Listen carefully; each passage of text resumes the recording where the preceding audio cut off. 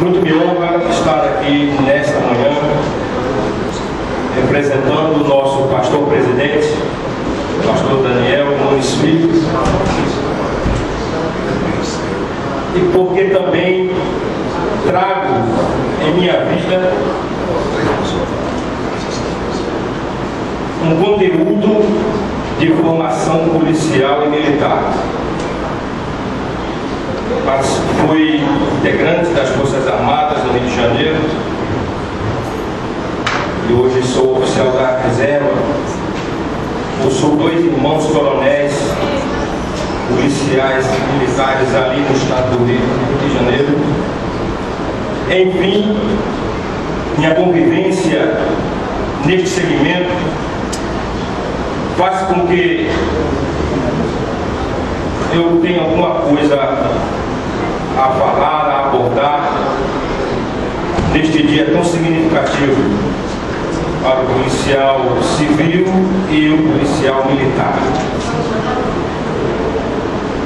As autoridades que aqui já passaram e as que hão de seguir nesta tribuna hão de comentar aspectos peculiares, particulares acerca desta profissão. Talvez não caiba nem este nome, profissão. É um chamamento muito específico na vida de um cidadão quando ele decide engajar-se como policial, como militar, prestando um serviço a bem da sociedade. O clamor que nós vivemos hoje, não só no nosso país, mas nós podemos ver as crises que espolcam pelo mundo afora, levam o policial, o militar ou civil a expor-se constantemente. Muitas das vezes mal equipado, mal remunerado, sem uma preparação condizente com essa atividade, mas ele, por um desafio, por um ideal, que para muitos parece até loucura, insanidade, despropósito, seja lá outra classificação que se queira dar, mas ele tem prazer naquilo que ele faz. E nós, em específico aqui no estado da Paraíba, vivenciamos realmente uma situação em que a sociedade se preocupa. Um contingente reduzido, um suporte não tão adequado ao crescimento da criminalidade, até porque quando essas grandes quadrilhas, esses comandos, esses PCCs da vida, eles se instalam nas grandes metrópoles, logicamente eles vão fluir, eles vão capilarizar a sua influência nos demais estados, porque dá dinheiro o tráfico, seja de drogas, seja de armas, seja de seres humanos, roubo de cargas, e tantas coisas hoje,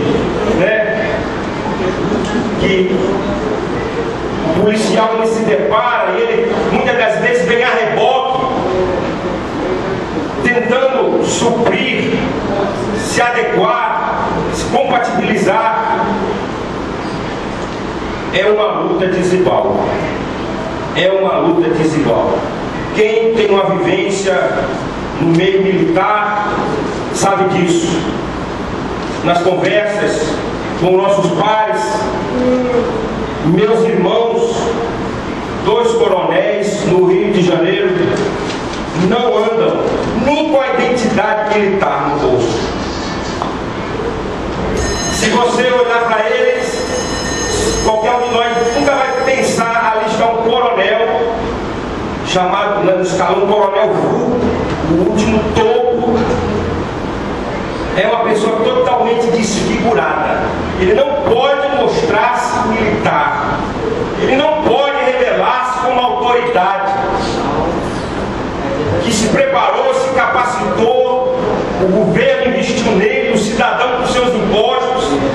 investiu na formação daquele elemento, daquele cidadão, para tê-lo como um defensor. Ele não pode sequer mandar sua farda para uma tinturaria, uma lavanderia, não pode colocá-la lá na área de serviço do apartamento onde ele mora, porque ele é vigiado, ele é rastreado, e assim é uma vida desigual, é uma vida camuflada. Essa é a situação das autoridades militares no nosso país, onde o cidadão é o maior reflexo dessa desigualdade. Não há uma casa hoje que não tenha cerca elétrica, câmeras, seguranças grátis e mais grátis, vivemos enjaulados, aprisionados. E por que eu falo isso? Que é preciso que haja uma conscientização, um reconhecimento do valor, do propósito, do chamamento que a sociedade tem feito, com um clamor que não tem sido ouvido pelos parlamentos, sejam municipais, estaduais ou na alta cúpula do Congresso. O povo clama por segurança, por uma mudança de atitudes.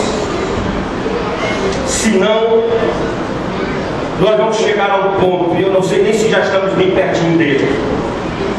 No longo tempo que eu trabalhei no Banco do Brasil, eu vi colegas abrirem mão de comissões de gerência por esse interior do Estado, com medo, com receio de serem mortos, sequestrados.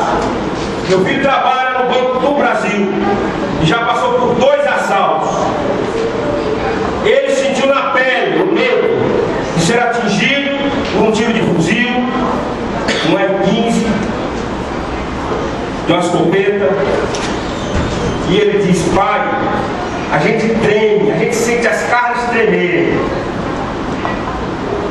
E essa colega do banco, hoje também aposentada, ela dizia: Pedro, vai chegar o tempo em que vai ser ou matar ou morrer.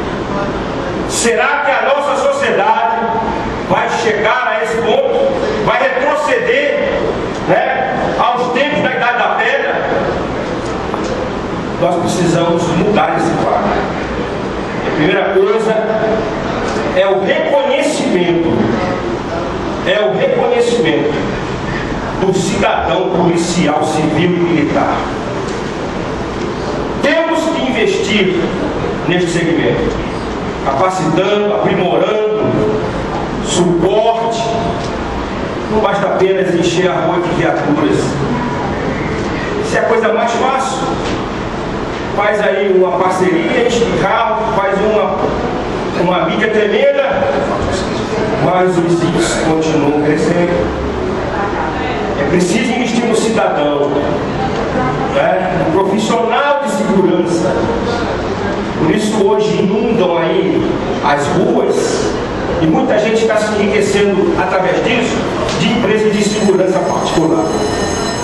E o segundo ponto, para concluir minhas palavras, é a questão da responsabilidade de cada cidadão em saber cobrar dos seus representantes posturas e meio a interferir nesse estado de coisas. Talvez vocês estejam estranhando esse pronunciamento através de um pastor. Mas antes de ser pastor, eu fui um militar, eu fui um policial, eu efetuei prisões, eu fui ameaçado de morte por traficantes.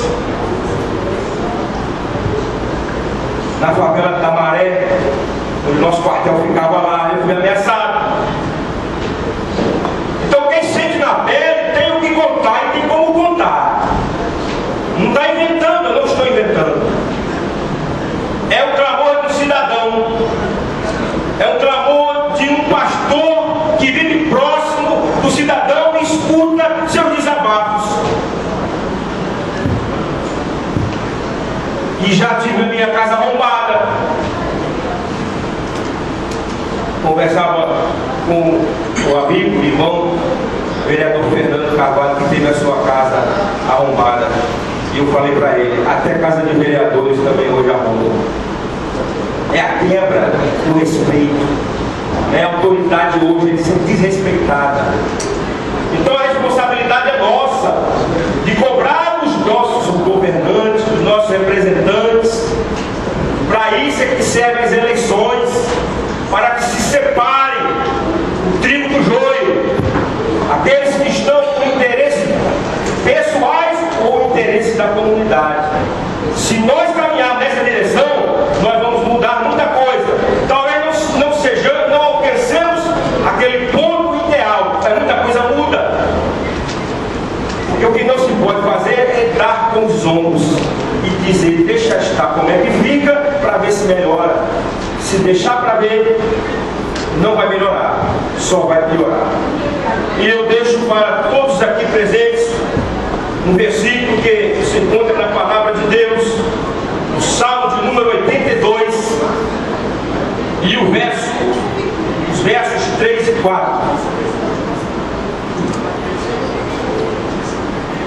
Quando o salmista ele repreende as autoridades pela sua omissão em socorrer aqueles que deles precisam, diz assim: defendei o pobre e o órfão, fazer justiça ao aflito e necessitado, livrai o pobre e necessitado, tirai-os das mãos dos ímpios. Parabéns aos policiais, militares e civis, em nome da nossa igreja, Assembleia de Deus, e também em nome dos evangélicos, nas nossas categorias ministeriais. E na membresia existem muitos militares, ex-militares e militares da ativa, sejam civis ou militares. É um prazer, estar aqui. Parabéns, que Deus lhes dê sempre esta determinação, esta motivação para, superando todas as adversidades, cumprir o seu papel constitucional e fazer valer e revelar que ainda existem policiais que têm amor pelo seu ideal em defender a sociedade. Que Deus nos abençoe. Nesse momento, concedemos a palavra ao maior fado, representado como desenvolvido.